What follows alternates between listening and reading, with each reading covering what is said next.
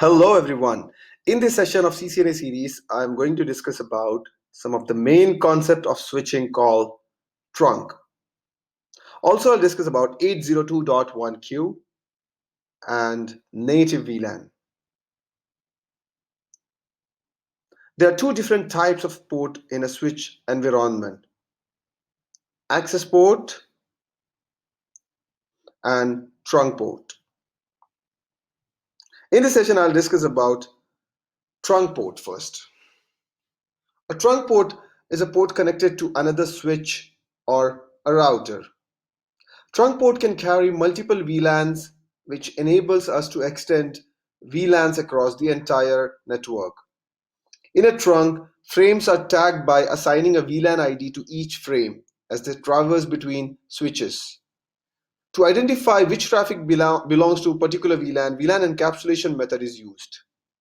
There are two VLAN encapsulation or trunking protocols: 802.1q and ISL. 802.1q is the most common trunking protocol. It is the industry standard protocol and thus supported by multiple vendors. Whereas ISL is a Cisco proprietary and not supported on non-Cisco switches. Let's have a quick look at 802.1q frame. As you can see, it is similar to normal Ethernet frame, but with additional tag in the middle. It includes 4 different fields, starting with VLAN ID, also called VLAN identifier, which lets you know to which VLAN the Ethernet frame belongs. These 12 bits are allocated for the VLAN ID for values ranging from 1 to 4095. The next field we have is CFI, also known as Canonical Format Indicator. This single bit field was used to indicate bit orders or flags for routing information associated with legacy protocols such as token ring and FDDI.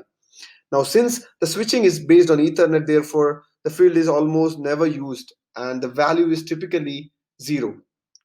The next field we have is priority, a 3-bit used in quality of service implementation, also called class of service. Then we have another field called TPID, also called tag protocol ID, indicates whether a frame is VLAN tagged. By default, the TPID value is 0x8100, which indicates that the frame is VLAN tagged. Different vendors can set the TPID to different values. So for compatibility with these different devices, modify the TPID value so that frames carry a TPID value identical to a value of particular vendor. Next, we'll discuss about native VLAN. 802.1q implements the concept of native VLAN. Frames belonging to the native VLANs are untagged, which means it does not have an 802.1q tag on the Ethernet frame. Or you can say 802.1q does not add an 802.1q header to the frame in the native VLAN. 802.1q defines one special VLAN ID on each trunk as the native VLAN. By default, VLAN 1 is the native VLAN. We can change this if we want.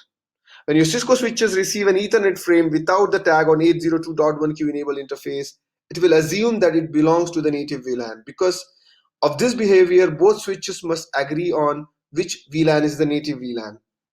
Native VLAN is a dot1q concept that was created for backward compatibility with old devices such as hubs that do not support VLAN. That's all for this session. I hope this session was informative for you. Thank you for watching. Please do like, share, and subscribe. Thank you.